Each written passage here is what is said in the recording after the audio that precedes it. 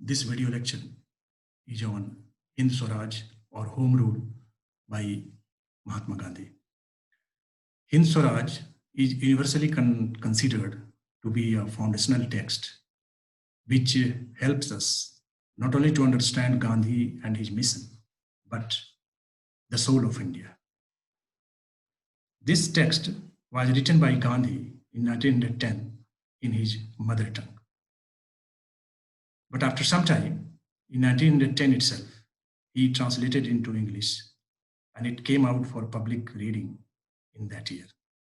It was banned by the British government because it thought that it was very subversive in nature, because it hit at the root of the Western civilization.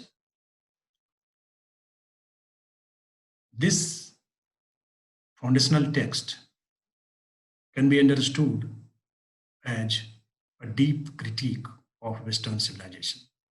If someone asks you, what is the essential definition of this text?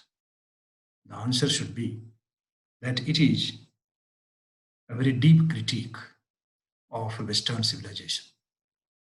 And this critique can be understood by dividing it into three segments. It means that Gandhi expresses his views about Western civilization in three segments. Actually, he doesn't name it. Not any segment is which I am going to discuss with you. That segment is not named as I am going to use those segments, because these segments are for understanding, or you can say simplifying the ways to understand Gandhi's ideas in Hind Swaraj. Actually, it is in the form of a dialogue, the dialogue between the editor, who is Gandhi himself, and a reader. A reader can be interpreted as anyone who has disagreements with a Gandhian way of life, with Gandhian values, with Gandhian idea about final truth of mankind, spirituality, and all those things, which were very dear to the heart of Gandhi. I am talking about the three segments which help us in understanding Hind Swaraj in a very clear manner. And in other words, we can say that Gandhi's ideas of the critique of Western civilization can be understood in three parts. The first is colonial imperialism. The next is industrial capitalism. And the third is rationalist materialism. Please remember that through these three ways, Gandhi tries to communicate the truth about Western civilization, that it is based on the superiority of the Western civilization, or we can say the supposed civilization of Western civilization is based on these three things. It's colonial imperialism, it's industrial capitalism, and it's rationalist materialism. In other words, we can say that according to Gandhi, the power of Western civilization derives from these three things. And all these three things are refuted by Gandhi. So the first thing which he refutes is colonial imperialism. The Western civilization prided itself on its power to rule the world through colonialism and imperialism. Gandhi says that this should be eliminated. How will this be eliminated? What is the way to eliminate it? Is the thing to understand. He says that the Britishers should not be driven out through violence.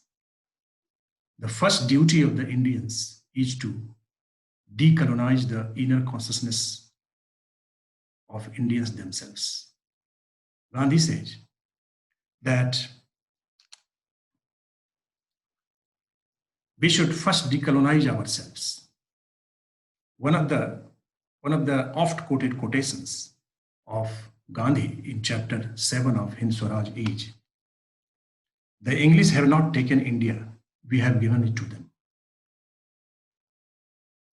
This is the basis on which Gandhi critiques the Western civilization. He says that the Western civilization is not really powerful. The Britishers as a nation are not really powerful. We have surrendered to them. We are more powerful than them. We are more powerful to them. How? Because he says that the Western civilization is very powerful. It's ruling the world through colonialism and imperialism. Because we have, or the colonized, have accepted the superiority of the Western ways of living. This is the thing. The first thing he said, that we should free ourselves from the attachment to the glamour of Western civilization. The first thing to understand is, he says that the first duty of Indians is to free from the love which he and she has inculcated in his or her mind about the Western civilization. The intimate enemy, the term used by Ashish Nandi, is very helpful in understanding this concept of Gandhi. According to Gandhi, the Britishers are sitting in our consciousness with their power and glamour. We must drive it out. This is the soul of India, which should be realized in the heart of every Indian. This is the thing. The first thing to understand is that colonialism and imperialism is not a matter of the external world. It is a matter of the internal world. This is the originality of the Gandhian perception of colonialism. We should cleanse ourselves first and then tell the Britishers that this is the truth. Please accept it or leave India. Unless and until we do this, the Britishers will not be willing to free us. So the first thing he says is that we should clean ourselves from the acceptance of the power of the Britishers. And the second thing, we can say the second segment about Hind Swaraj is that Gandhi's critique of Western civilization is the rejection of industrial capitalism. Because for Gandhi, industrial capitalism represented dehumanization of human dignity. He says that machinery is the chief symbol of modern civilization. It represents a great sin. I have quoted this statement of Gandhi from chapter 19 of Hind Swaraj. For him, industrial capitalism exercised its power and increased its day by day by machinery. And machinery is the symbol of enslavement of mankind, because it kills the creativity, the sense of dignity of labor. You should remember that in Hind Swaraj, Gandhi makes a very general statement about machinery. Later on, he evolved himself and came to believe that all machineries are not bad. Those machines which save our time and labor can be used with respect to human labor and dignity. But in Hind Swaraj, machine is the symbol of industrial capitalism. And this, the idea of industrial capitalism creates hunger for more wealth and power in the minds of man. This is the second part of the critique of Western civilization by Gandhi. And this critique is not abstract. This critique is extended to the modern professions of law and medicine. Gandhi says in Hind Swaraj that these two professions, which have been imported into India from the West, do not help the poor. The lawyers do not resolve the disputes in the life of the poor people. It makes them poorer. In the same manner, the profession of modern medicine doesn't cure the diseases of the people. It creates many kind of problems in the human body. It is a part of the originality of Mahatma Gandhi that the rejection of the Western industrialism extends to professions also. And these professions are practice of law and practice of modern medicine. So this we should be remembering in the mind that the second segment of the critique of the Western civilization in Hind Swaraj is the rejection of industrial capitalism because it is profit-based, driven by machine, and completely dehumanizing. And the third segment is rationalist materialism. Gandhi believed that there is a transcendental truth in man's body, which can be called soul or consciousness of God.